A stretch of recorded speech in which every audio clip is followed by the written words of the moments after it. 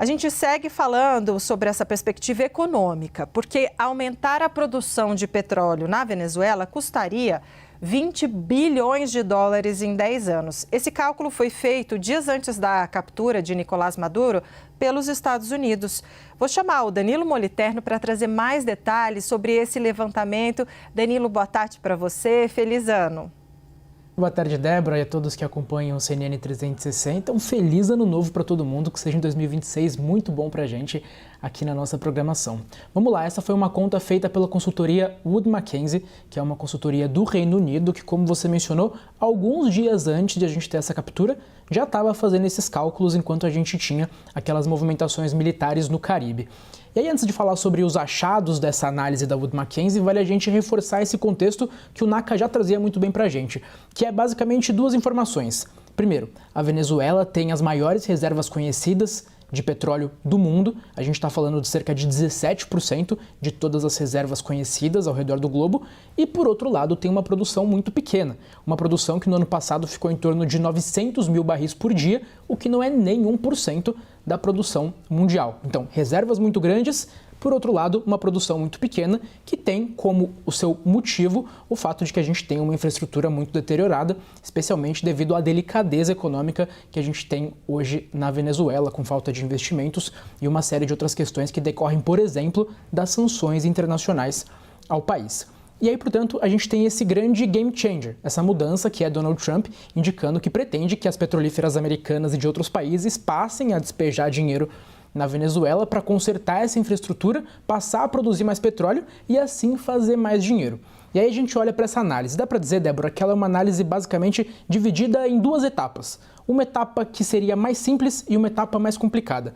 O que a Wood Mackenzie indica é que, num primeiro momento, seria até que simples fazer com que essa produção saísse dos 900 mil barris por dia e chegasse a 2 milhões de barris por dia, só com algumas mudanças operacionais, nem seria necessário o tal CAPEX, aquele investimento forte em capital, só com algum investimento em operação e o fim das sanções que reorganizaria o transporte, a logística em algum nível, já seria possível em cerca de 1 ou 2 anos fazer com que a produção atingisse 2 milhões de barris por dia. O problema seria a segunda etapa. Isso porque muitas das refinarias que a gente tem na Venezuela, elas estão paralisadas ou interrompidas, especialmente desde 2019. Entre 2019 e 2021, a gente teve uma onda de paralisações, especialmente em meio à pandemia, e para retomar toda essa operação, aí sim seria bastante custoso. Essa segunda etapa, esse dado é muito interessante, para a gente ter uma ideia, a partir dessa barreira dos 2 milhões de barris por dia, para adicionar 500 mil barris por dia, seria necessário um investimento de 20 bilhões de dólares em 10 anos. Portanto, muito dinheiro a partir dessa barreira. Relembrando que a gente tem uma especificidade importante também na Venezuela, que é o fato de que é um petróleo mais pesado, um petróleo que demanda refinarias mais complexas, demanda mais energia para fazer esse refino, até porque é um petróleo que tem mais resíduos, que tem mais metais, que tem mais enxofre, então precisa desse processo todo que é muito mais complexo. E aí vale a gente também relembrar, o NACA também já trazia essa informação, que mesmo atingindo esse patamar superior a 2 milhões de barris por dia, ainda fica aquém em relação àquilo que um dia a Venezuela produziu de petróleo, até porque no início dos anos 2000, quando ainda sob Hugo Chávez, a gente tinha mais de 3 milhões de barris por dia sendo produzidos na Venezuela. Aí em torno de 2017 a gente tem esse número caindo para cerca de 2 milhões de barris por dia e desde então esse valor só cai.